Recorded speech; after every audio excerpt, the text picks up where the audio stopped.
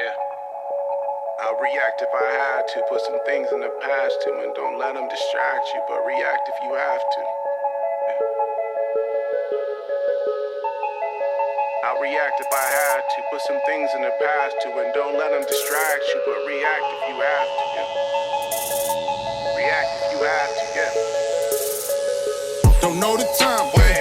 Just know that I'm, one of a kind, What's on your mind, What hard to find, Beautiful mind, Still in my prime, Just know that I'm here. What's up? Hey guys, Pondos Anonymous episode 18. 18, man. It's hard enough to keep the days straight and the episode, let alone episodes straight. But I think you're right. Well, I'm glad we're punching through them, though, man. I mean, we got to keep putting them out there. Yep. I know that, like we talked about last week, not everybody's listening to podcasts right now because they're just out of routine. Yeah. Excuse me. And that's cool. We get it. I mean, I'm not listening to many podcasts. Didn't you tell me you weren't either? Yeah, man. I listened to one today because I drove somewhere. But other than that, I haven't listened in a long time. And you know what I've been doing, like when I've had dead, I guess, if I'm not on the phone or I don't have the news on in the background or whatever, I will throw on. I've been listening to some music. We talked about that a little bit with Mike back when we did his episode about music being very therapeutic. Mm-hmm. And I've actually done that, and I want to talk about in a little bit what I've seen you and other people are like playing music online, which is pretty fucking cool. Yeah. But before we get started, you look fucking old, man. Wait, tell me what do you mean by that? Happy birthday to the big liberal. Yes, I had a birthday last week, and did you get any presents? I didn't really. You get to that certain age, it's like presents are over. I got a card in the mail from my mother with a gift card. That was beautiful. What can you really do right now, I guess? No shit. But we went to, have you ever been to Chuck-a-Burger in Bridgeton area? I don't think I have. It's like an old-fashioned drive-in. Like you pull up and they come out. It's old school. It's like Sonic, but original. But real, like good. Yeah, so we went there just for something fun to do. Drove all around. Ended up in like the heart of North St. Louis on accident. So that was fun. Perspective. Yeah.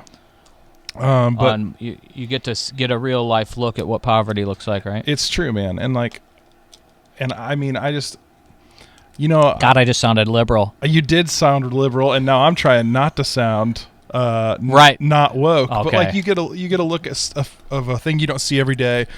It's almost like this like virus stuff hasn't even hit them or affected their way of life. The people who live there, and they're out and about and they're together, and it's just that's just an observation. I don't mean to like. No, you're good. You know what I mean? No opinion about I know what you mean completely. Yeah. No, and it's some people don't have the fucking luxury to just sit at home, right? Yeah. And they gotta you gotta feed kids. You gotta they're living. Some people's in poverty-stricken areas. Living conditions aren't what ours are. So that's right. Yeah. But I got a comfortable house with some space and fucking electrics on and shit like that. Yeah. So we you never know, man. We took a drive and then kind of came home and I played some music, like you said. Got online and played some music. So every time you go to play, first off, you don't give me a fucking heads up. That pisses me off. Are we in this shit together? Yeah. I should. You're right. I'll tell you. I know. Time. So fuck, man. I'm your number one fan. I gotta, and every time then when I see you on, it pops right up on my timeline. I'm like, just starting Ozark or something. So I'm like, shit, I can't listen. But I'm gonna make it a point the next time to I want to sit in, and when I make a request, fucker, I want it adhered to. Well, maybe I'll go live from the Pondos Anonymous page.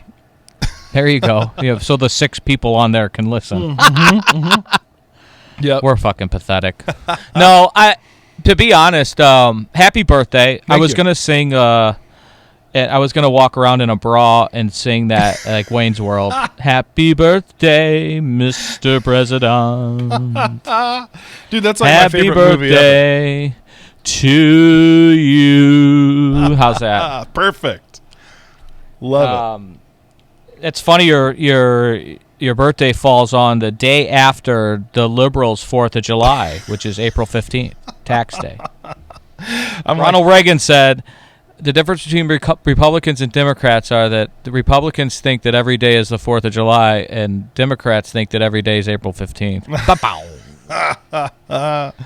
Oh, enough politics. If only we had 'Cause I wanna get the Republicans last like word. Reagan again. I thought he was extreme. I know. I wanted to get the last word politically, so we're going to move on. Okay. Kidding about, well, halfway serious about our 6 to 7 listeners.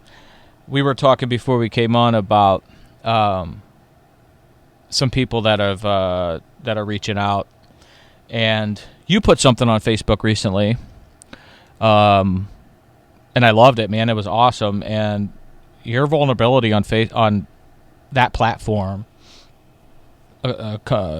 combined with this podcast, is really resonating with fucking people. Mm-hmm.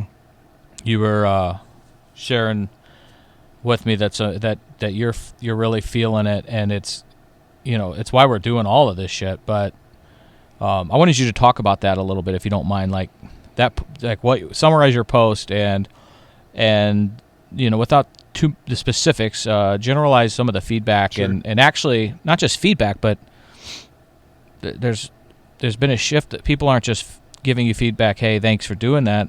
You were sharing with me that they're kind of shifting their plan of action, so there's actually some action to it. Yeah, for sure.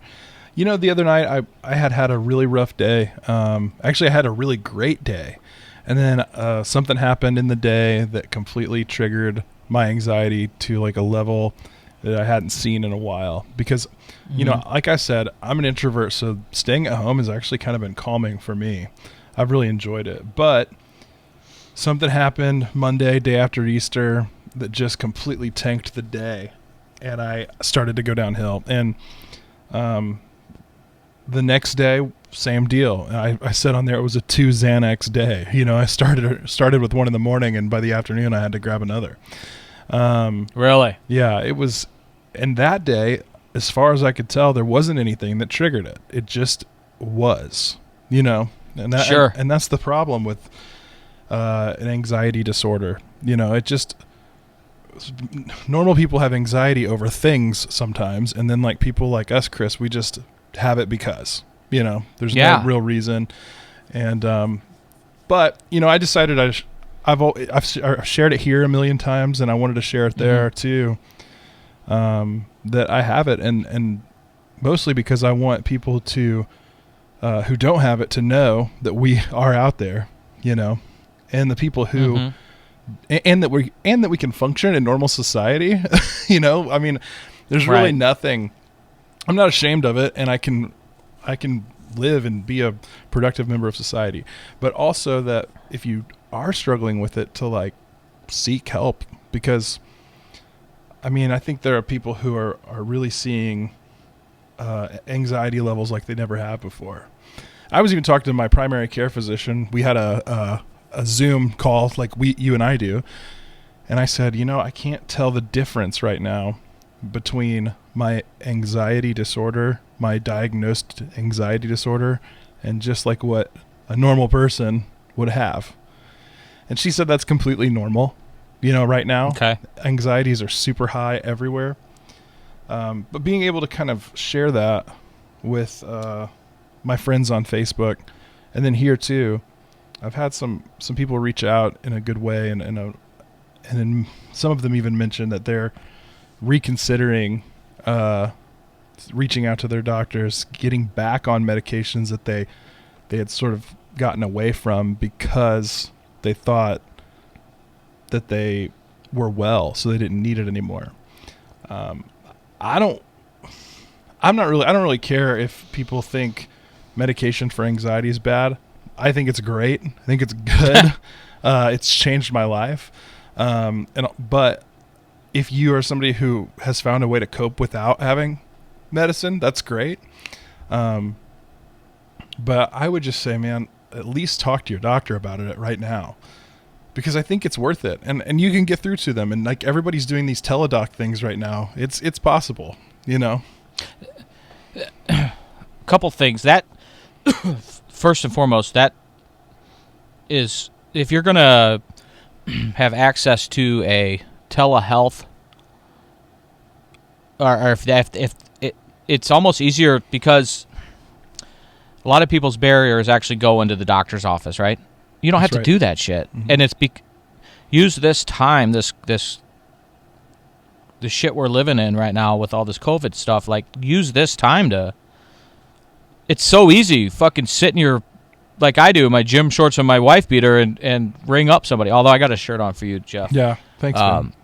But all you got to do is do. I mean, it's easier than actual. If when this stuff clears up, they're going to want you to come into the office. Yep. Most of the times, they're not going to, unless it's just this way forever. But for the most part, before COVID, you'd call, you'd make an appointment, then you'd follow up and go. You'd have to sit in the waiting room, shit like that. Now, I mean, it's fucking easy. Yeah. Compared. So that barrier is gone. Like, do that, like you said. Mm-hmm. Another question I had for you, Jeff, is, well, I do want to know if your doctor's hot. You said it's a female. Yes, my doctor's hot. Okay. And the only reason I asked that is because I'm in love with my primary care physician. She's beautiful. I may have stated this before, so I just needed to get that out of my system. I can get back on track. Can I tell a funny story? Please, God. All right, this is embarrassing, and I've never told it, and I would never tell this, but hopefully it'll make some people laugh. So, I can't believe I'm going to tell this story. Oh, fuck. Here we go. So where's my popcorn? So I used to go to this a doctor at a different network or whatever, and she was kind of an older gal, and I called one time because I had an appointment, but I said, hey, before I come in, I want to run this by her too, add this to my thing. I was noticing that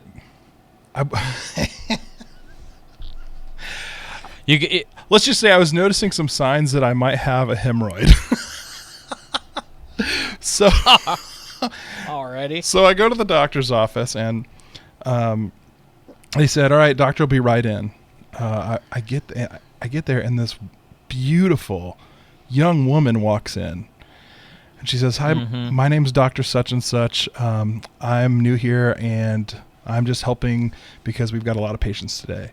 What can I help you with? And she says, I see here that you blah, blah, blah. She goes, can you drop your pants? See, I can't do it. And she slaps on the glove, snap. Be serious about it. And let's just say that she got very up close and personal with my backside. All right. Alrighty. Well, thanks for sharing that, Jeff. And we're going to go to break. Yes, thank you. Kidding. All right. And now I quit this show forever. Remember, we're not editing. But thank you for sharing that up close and personal story. You know, it's kind of funny. I thought maybe people would get a good laugh. Hey, the last time I got my prostate checked, the doctor had both his hands on my shoulders. Just kidding. That's one of my old man's originals. In all seriousness, I have to get this shit out of my system, and then I can talk a little bit more serious. Yeah. And I am in love with my physician. She saved my life. Yeah. And she's like Indian goddess. Anyway, Ashley's probably going to listen to this. So. Yeah. What I was getting at, back to your, let's go back. Let's circle back to your anxiety a little bit, shall we? Yeah. Well, first off, you mentioned that it can happen because of a trigger. Yeah. Or it can just fucking happen out of the blue. And just in like layman's non-medical terms, I think that might be the difference between having some anxiety over shit like job interviews or going to the fucking doctor or, name that stressor that people get anxiety over, everyday people. Right. And then the shit that comes out of nowhere and kind of it hijacks your hour, your afternoon, your day when it comes out of nowhere. What is when you're in that anxiety attack? What's your fear? Are you like fearing that you're going to drop dead? Are you fearing that you're going to have a heart attack? Is it anything like that? It's not that anymore. It used to be that all the time. Now I don't even know how. It is a chest thing. Like the chest feels heavy, and then I don't even know. Like I get short with people, like especially my wife, and it really sucks because we're stuck in the house together. So it sucks for her when that happens. But that's essentially all that really happens anymore. I don't feel the heart attack thing anymore. Definitely used to. I think I might have a better handle on what's happening to me now, so I just don't feel it. I used to get that when I didn't know what was happening to me. When I didn't realize I had anxiety. Right. No, but it just feeling of dread and just like not paranoia, like in the sense that like just like feeling like you're going to get in trouble or you are in trouble, or it's just really weird, man. I don't know how to explain it. Yeah. No, I get it. I know that. I know the fear of like, oh, I fucked up. I'm going to get called on this shit because I've done some fucked up shit and like sat with that pit in my stomach, like, oh, now I gotta face the music. Yeah. When I used to have real bad, just out of nowhere anxiety attacks, I thought I was going to pass out in front of all these people and need medical attention or just flat out code, right? Yeah. And it turned into I had to do some breathing exercises. I would break out sweats. I mean, fuck though, when I was hammered and 50 pounds overweight, I'd break out in a sweat tying my fucking shoelaces. But I mean, like the real sweats, right? And there were times that I would, in the middle of the day, if I had one at the house, I'd go outside and do just like walk around my house in laps and try to kind of walk it off. But it hit out of nowhere, and it would hijack your day until I got it under control. And for me, getting it under control was stop living out of a whiskey bottle, because the real bad hangover would, little did I know, would trigger a real bad panic attack of mine, especially when you're mixing whiskey, cocaine, shots with Red Bull in it, fucking Xanax if you're popping those recreationally. And I mean, you're fucking goddamn right I'm going to have an anxiety attack mixing all that shit every once in a while. I mean, I don't know anybody that doesn't. And your body's not supposed to handle an uppers and downers and sidewaysers and diagonalers and all those fucking things at the same time. Yeah. But I wanted to praise you on your vulnerability, not only about the hemorrhoid attack you had earlier but the shit on the stuff that you've shared on Facebook and on this show, if you want to call it a show. I don't know what the fuck call it, but on this podcast, because it's resonating with people, and I know it. And like we said when we were talking before this thing started, before this episode started, you were saying that there's some people actually like reaching out, and out of those conversations, our action is being spawned. And what I mean by that is, it's not just, hey, thanks for sharing that, I know what you mean, but it's, hey, thanks for sharing that, I know what you mean, I'm call my doctor today. Yep. I'm gonna do this today, and that's fucking cool, man. Yeah, it's good. Good job. And that's the response I get. That, or, hey, I'm sorry you're feeling this way. I hope you're doing okay today, which is so great. But that's not what that's really not the reason I share. But it is nice. Right. I like to hear that, especially friends. And that's what I think we've said it before. Check on your friends, right? So it's a good thing. No, encouragement is huge. There's some times I've gotten words of encouragement that have kept me from throwing my fucking hands up, throwing a towel, and all this.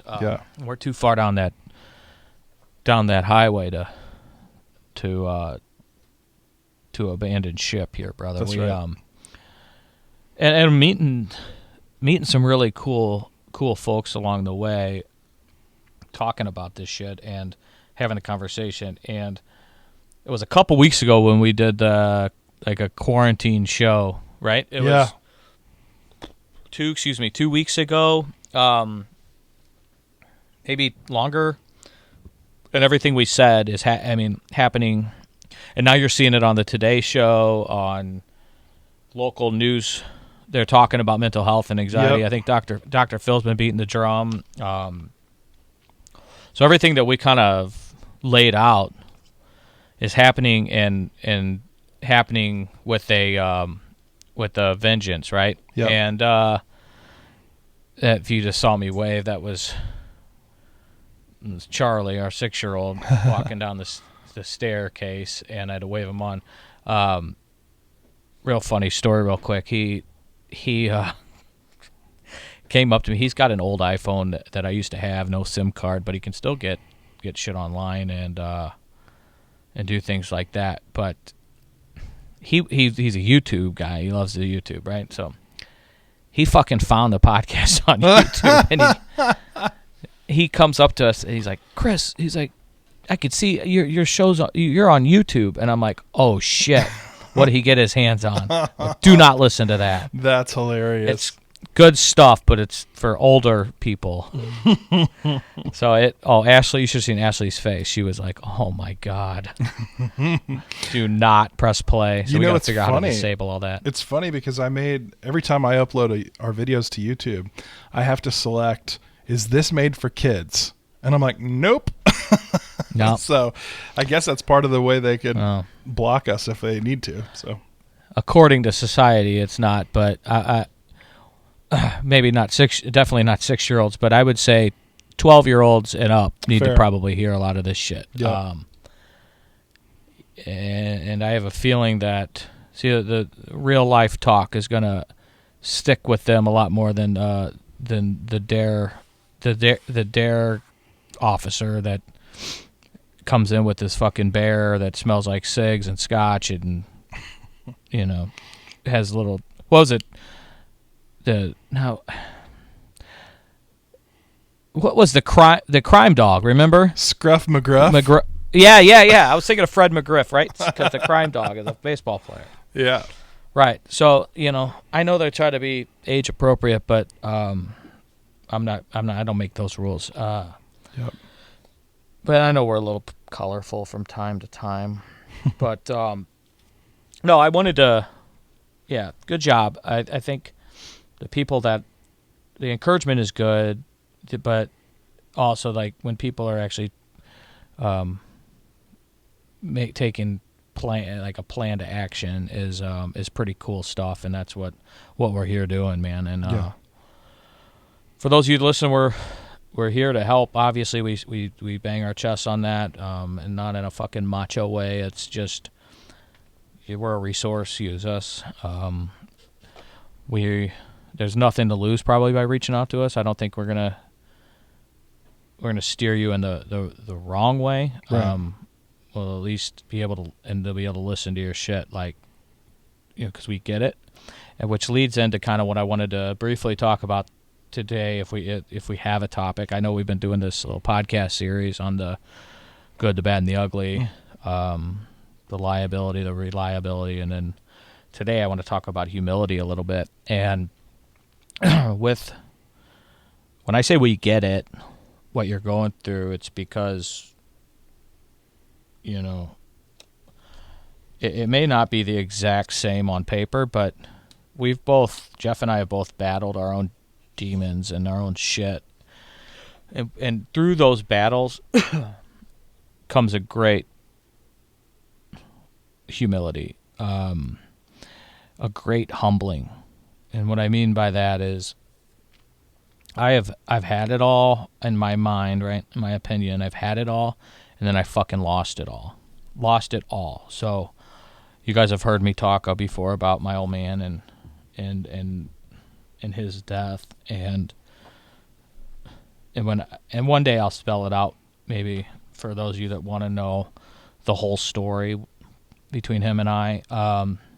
not on this show today, but the way I always put it is he was like the sun in my world, where I had put all my eggs in his basket. So when he went, I went. And when you are, I'm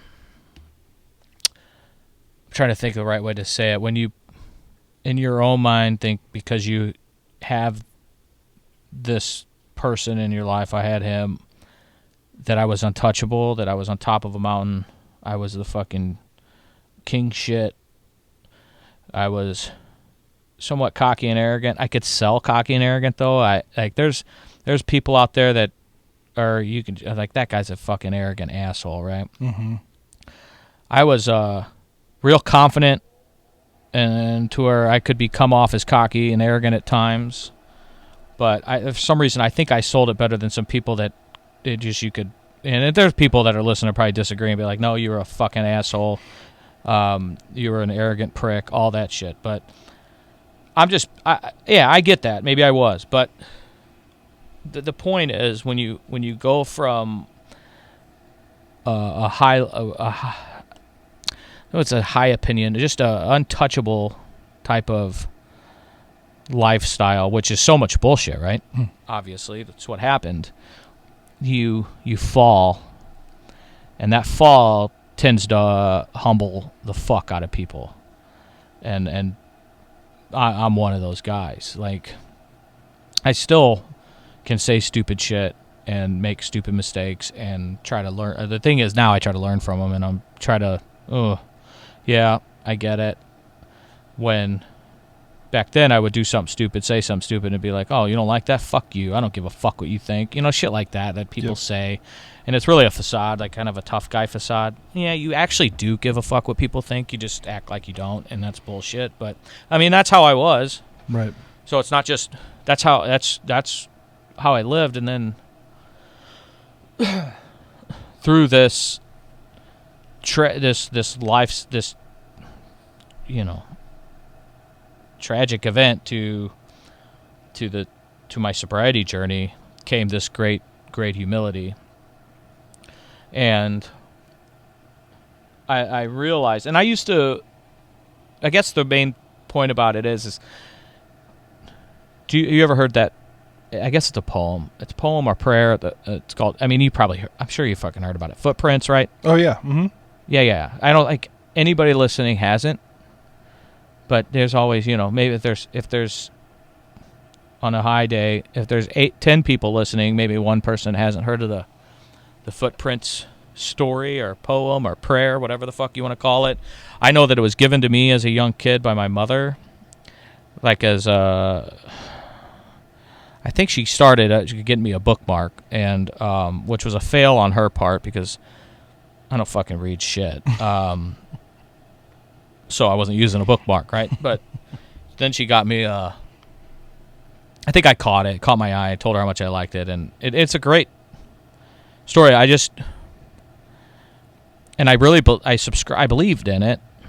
I just didn't, and it sounded good, and I used to actually give it away, like, to people that would come to me back then and be struggling with shit. I would give that away and tell that story, and because I subscribed to it, I just didn't really live my life that way.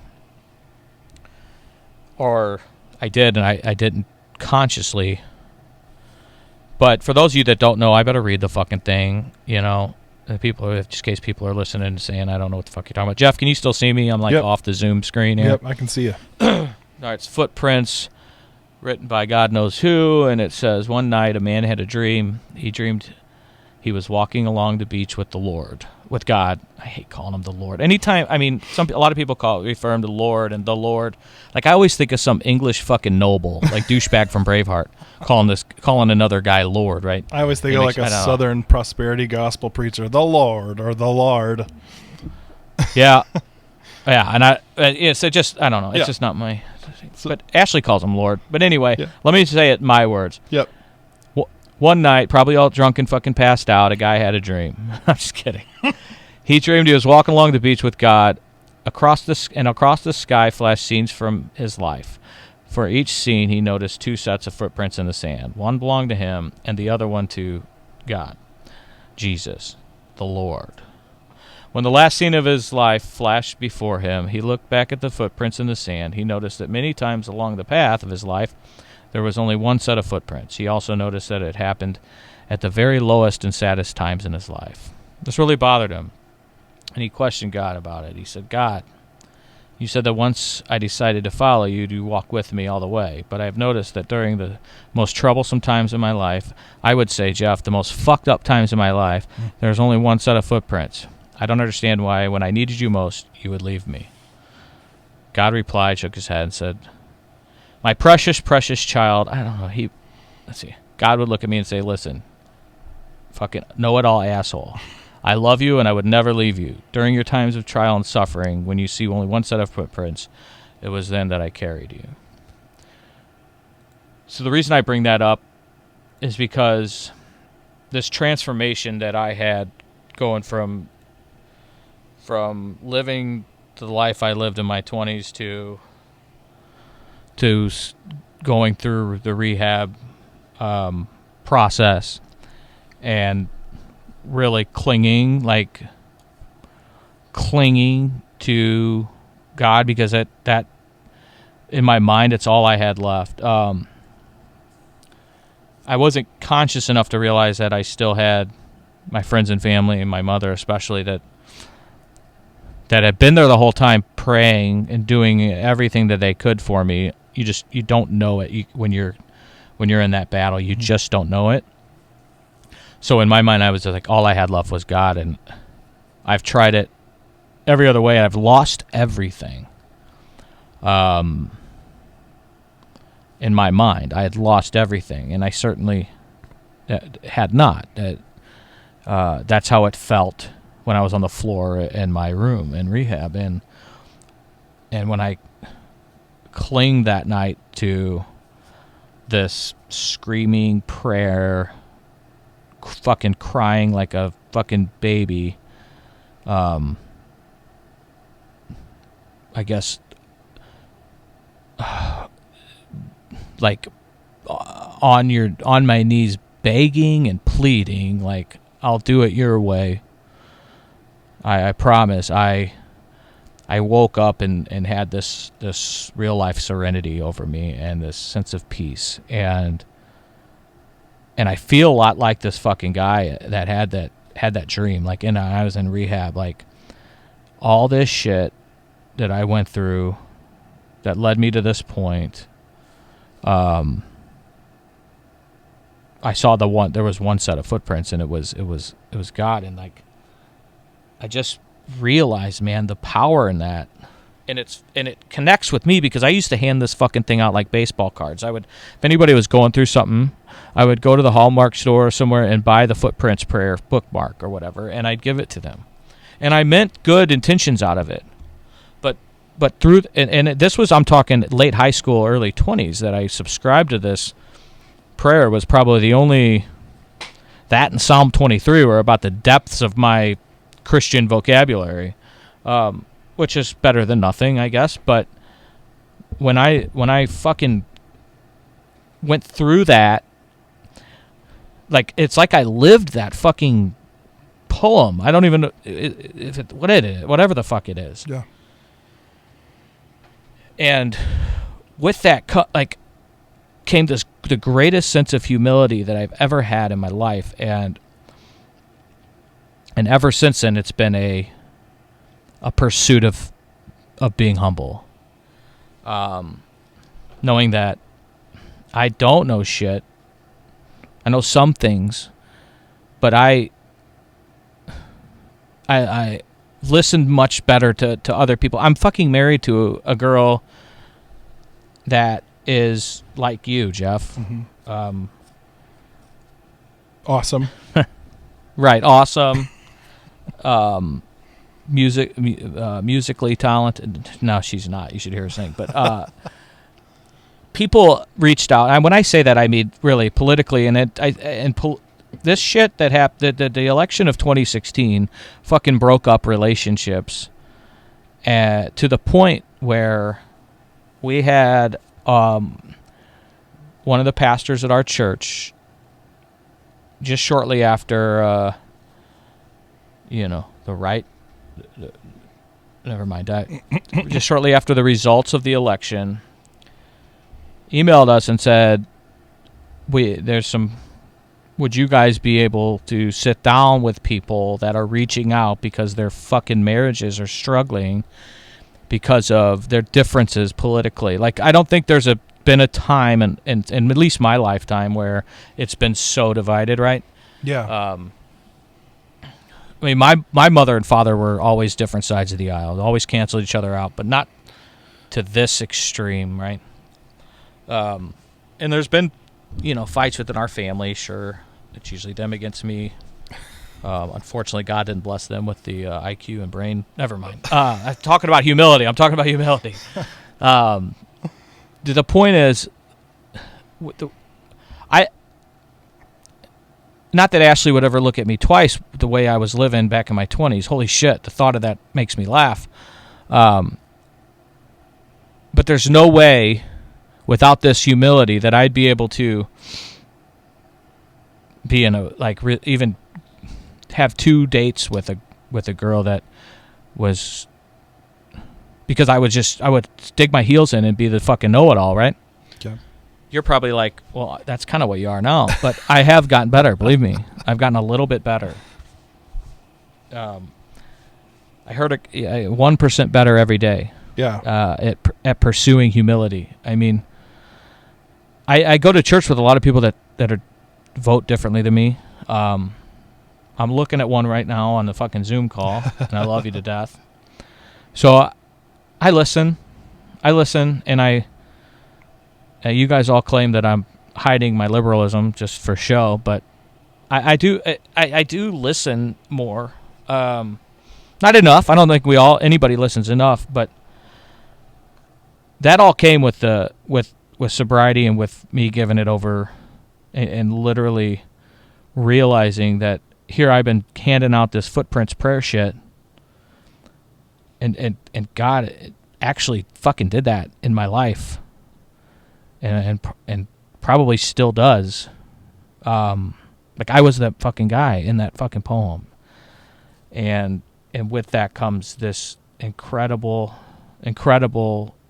I'm so fucking humbled, man. Like, when people reach out for help in this stuff, in this podcast, and their alcoholism, their heroin addictions, their benzos, their whatever the fuck they're doing because they're depressed, they're anxious as fuck, they're goddamn borderline suicidal. I mean, this is shit that I'm so humbled to be in this position to at least listen to their problems and then maybe together formulate a plan like we talked about earlier with you, like where they can take a listening ear and then hear something you said, Jeff, and turn it into a plan of action. So when people are doing that with me, to us, I'm humbled as fuck, and it's something that I don't ever plan on stop doing. It's something, if you ever see me fucking around with my humility, my humbled attitude, call my shit on that, bro. Mm-hmm. I tell people that daily. I think Ashley probably does it daily, but I have to admit that to the people that are listening, that I'm so humbled to be here. I'm so grateful to be here. I'm so grateful to be sharing this story of surviving rock bottom. As our friend Joey put it, he tried to even get farther than rock bottom, right? Like dig a little deeper. Yeah. I that resonated with me because that's what we were doing, and I'm somehow survived it. God kept me around. I've been so blessed by that. I've been so blessed with the family that I have now, the family that I've always had, and I see those and I recognize them, and the only answer I have to having this type of gratitude is it comes from the core that I was humbled. I fell, and because of God, I was able to get back up, and I'm fucking humbled by that. Yeah. And and it can happen to each and every one of you that are listening that this is resonating with. Yep. And man, it's just it's one of the things I probably am most grateful for. You know, if you want to call it a gift from God or whatever the fuck you want to call it, like, is that being humbled, that humility, that I'm not better than you, I'm not better than them, I'm no fucking way, man. And I see that a lot about people in recovery. I see that as a common theme with people in recovery because in our lens, we've seen some fucking shit. And for those of us that are in recovery and reaching our hand out, where there's a lot of us, it's because we've had this overwhelming sense of humility. And we're reaching our hand out and we're trying to fucking help you get to where we are because it's better on this side. I fucking promise you that. I swear to God it is. It is better on this side. There is smiling, there is laughter, there is joy, and there is fucking light on this side. And I'm so grateful that I got humbled. There's some people, you might argue the president, that is in their 70s and never once been humbled. I got it when I was 30. And it's a good reminder for when I start veering. I'm not talking about the relapse path, but start veering on the asshole path, you know, for lack of better terms. Yeah. But that's what I wanted to wrap this podcast series up with because, and I still don't think I convey it well enough, articulate it well enough to have a podcast that people will actually listen to, but I'm giving it the college try. It's so important to my heart. I wrote about it in 2016. I mean it even fucking more in 2020. And even more in 2020 considering the shit year that it's been. Yeah. That I am still wake up every day humbled and thankful, and now if we could just get back on the ice and play some hockey. Yeah. You know what I mean? Yeah. So that was the point I wanted to make sure I got driven home on this podcast episode, and if any of you have any questions, I'm an open book. I want to talk about some ideas here online, if you will. I was thinking maybe even this weekend I might, kind of inspired by you you fucking musicians. You know, maybe just do a Q&A Facebook Live if anybody wants to get in a chat room and text with me. I want to talk about that a little bit, Jeff. You guys are doing a great job. You Thanks. Fucking guys on these. I mean it. I'm going to hijack one of your shows and start throwing out some requests. Yeah. Can you play a little Pac? I don't know if I can. Maybe changes or something. You know. All right, there you go. Bruce Hornsby riff there. or you dear mama. I always send that to my mom on Mother's Day. Yeah. Yeah. Yeah. Dear mama, even though you was a crack fiend, mama, you always was a black queen, mama. What's that one? Well, never mind. I can't sing some of the songs. I'm just not allowed to. Right. So yeah, man, it's cool shit. Maybe I'll try a Facebook Live on that. You gave me that tripod, right? Yeah. Drop it up. Yeah, that's what I was using. Every time I bend over, I'm a tripod. Boom, boom. Yeah. So how was your birthday, brother? Did you get all fucked up or what? No, man. It's funny. People, I know we've seen a lot of people hitting the bottle harder, but I've also seen a lot of people putting it down. Really? A lot of people who maybe don't struggle. Do you know what I mean? It's just people are like, I'm drinking less right now. They don't go out anyways, and that's when they would do it anyway. So I haven't, like we said on this podcast before, I don't struggle with alcohol issues. Yeah, but I had a beer on my birthday. And that was it. Yeah. So it's interesting. Oh well, hopefully your wife was nice to you at the very least. I know sometimes she can be a little firecracker. She was nice if I was nice. All right. Yeah, man. Yeah, my old man said after 21 he stopped counting in terms of gifts and shit. But yeah, on my 21st, that was a wild one. Yeah, I had gotten in a big fight the night before and she probably won't. She's not gonna care. I tell the story, but we're still very close friends. Got in a fight with my ex at good old Shenanigans. Caused a scene, and it was up late. Caused a scene. It was so my 21st was on Thanksgiving. Okay.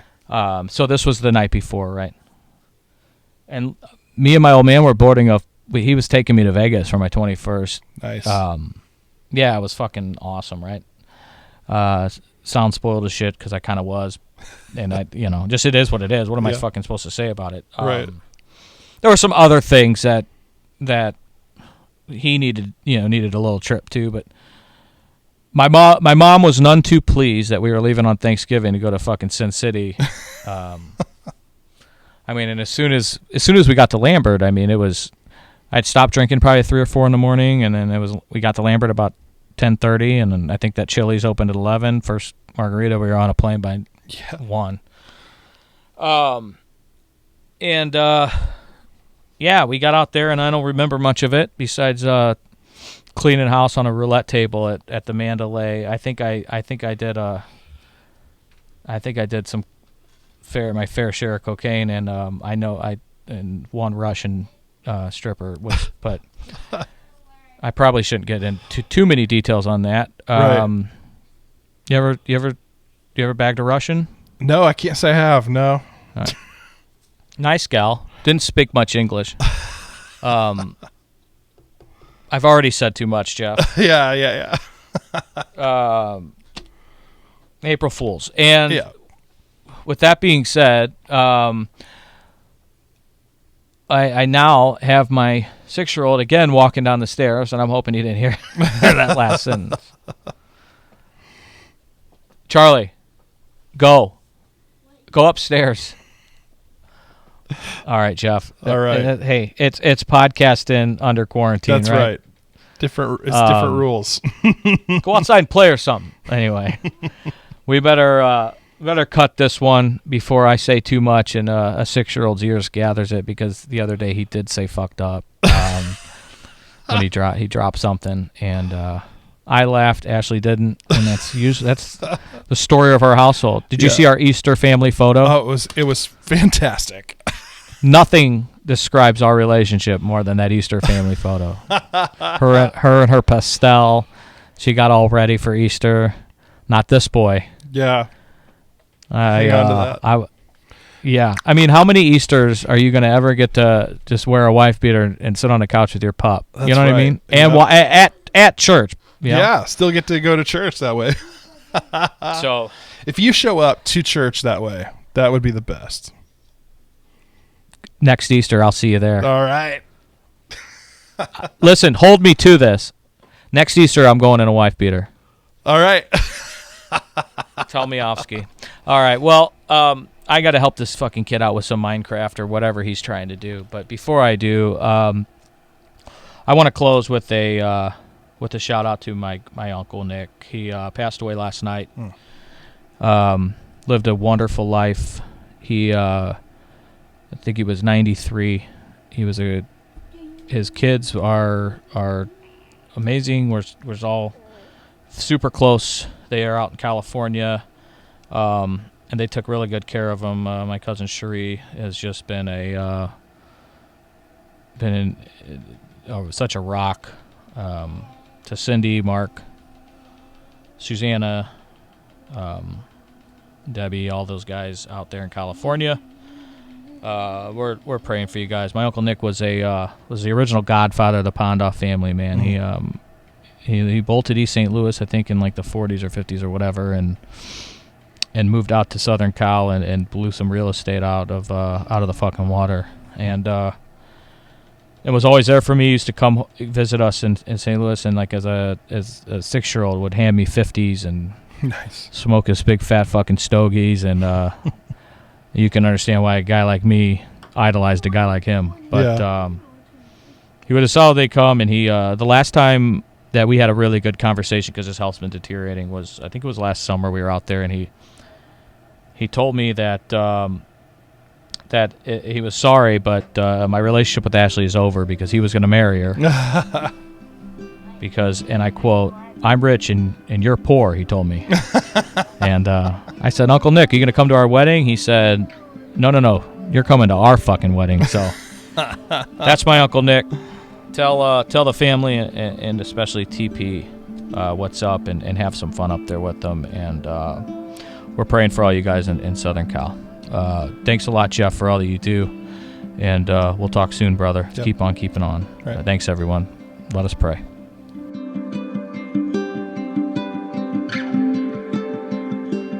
If you're struggling or know someone that is, please have them check out our podcast and reach out to Chris or me.